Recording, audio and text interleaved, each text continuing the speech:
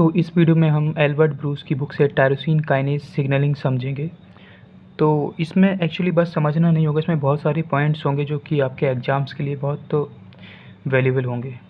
क्योंकि बाकी जो वीडियोस होती हैं उसमें आपको सिग्नलिंग तो समझा देंगे, बट जो पॉइंट्स बुक्स में होते हैं वो मिस हो जाते हैं। वो मैंने यहाँ पर कवर करने की कोशिश किया है ताकि आपको सारा इन्फॉर्मेशन मिले।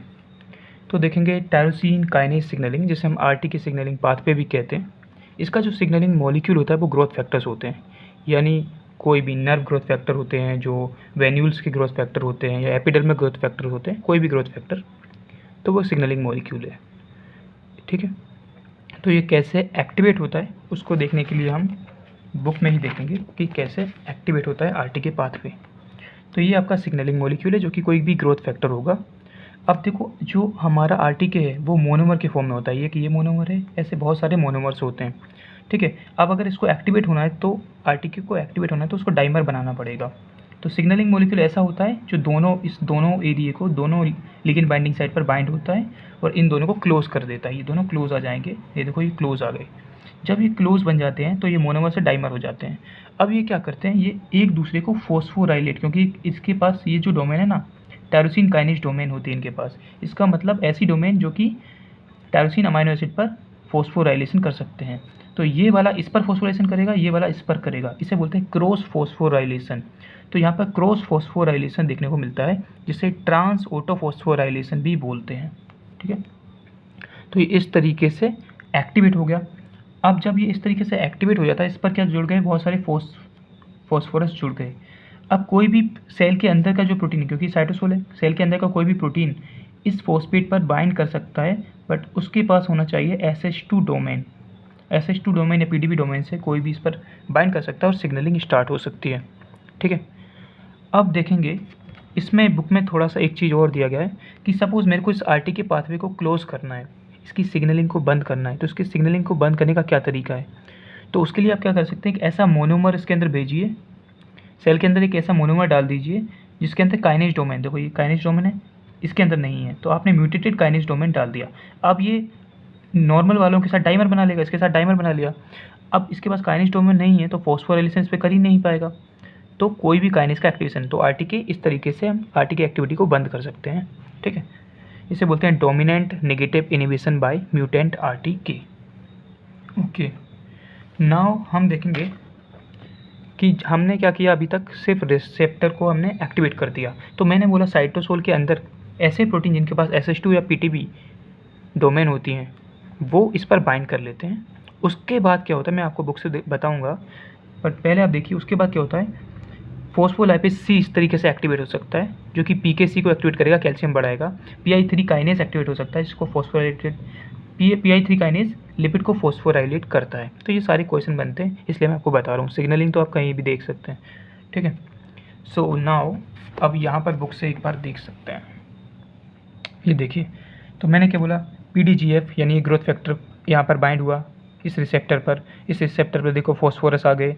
अब PI3 काइनेज या GAP या फॉस्फोलाइपेज C, ये प्रोटीन्स है ना, इनकी ये जो एंजाइम्स हैं इनके पास SH2 डोमेन होता है।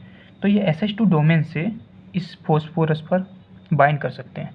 तो इस रिसेप्टर से जब ये बाइंड करते हैं तो ये तीनों एंजाइम एक्टिवेट हो जाते हैं, और एक्टिवेट होने के बाद ये क्या काम करते हैं वो मैं आपको पहले ही बता चुका हूँ। ठीक है, अब मैं आपको एक चीज़ और बताऊँगा, जो है कि सपोज़ मुझे इस आरटी के सेल आरटी के रिसेप्टर को कैसे जो है ना, इसकी सिग्नलिंग कैसे बंद करती है, क्योंकि हमेशा ऑल द टाइम तो आरटी की सिग्नलिंग नहीं चल सकती, तो सिग्नलिंग को बंद करना पड़ेगा। तो सिग्नलिंग को बंद करने के लिए एक प्रोटीन होता है जिसका नाम है CCBL प्रोटीन। CCBL प्रोटीन ये क्या करता है, ये आरटीके के रिसेप्टर पर बाइंड कर उसका यूबी कोएटिनेशन करवा देता है। आप जानते हैं यूबी कोएटिनेशन का मतलब क्या है, डिग्रेडेशन।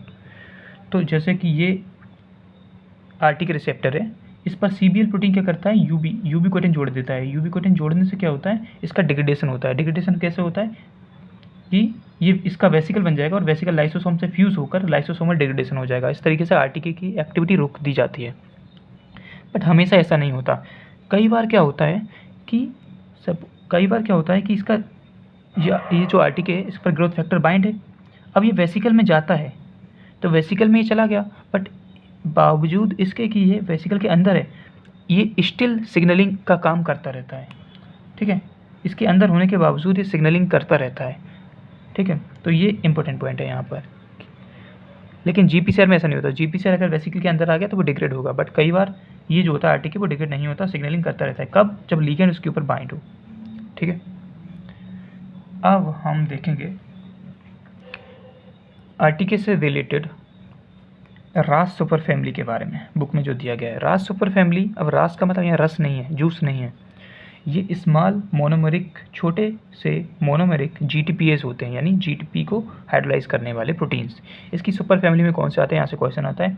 तो सबसे पहले तो रास, रो, ARF, रैप, रैन।